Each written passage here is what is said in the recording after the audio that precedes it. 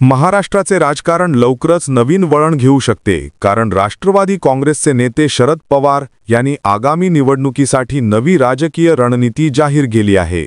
शरद पवार आगामी स्थानिक स्वराज्य संस्थांच्या निवडणुकांमध्ये विशेषतः तरुणांना संधी देणार आहेत। विशेष म्हणजे राजकीय पार्श्वभूमी नसलेल्या 50% तरुणांना संधी देण्याची घोषणा त्यांनी आपल्या पक्षाच्या बैठकीत केली। महाराष्ट्रात गेल्या काही काळात राजकारणात महत्त्वाचे टप्पे पार पडले आहेत।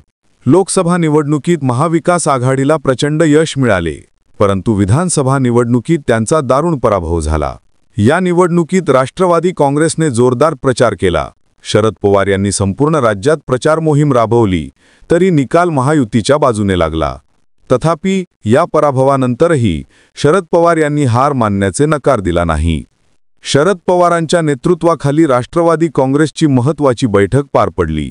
बैठकीत त्यांनी पक्षाच्या पदाधिकाऱ्यांना दिशा दिली आणि स्पष्ट सांगितले की राज्यातील स्थानिक स्वराज्य संस्थांच्या निवडणुकीत तरुणांना केंद्रस्थानी ठेवून संधी दिली जाईल।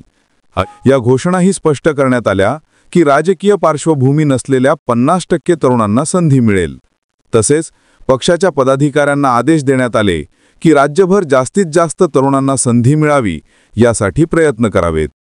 शरद पवारांनी बैठकीत जातीय सलोखा राखण्याचे आणि बोलण्यात प्रेमाची भाषा वापरण्याचेही महत्त्वाचे मार्गदर्शन केले। त्यांनी सांगितले की कोणत्याही वक्तव्यामुळे समाजातील जातीय सलोखा बिघडू नये।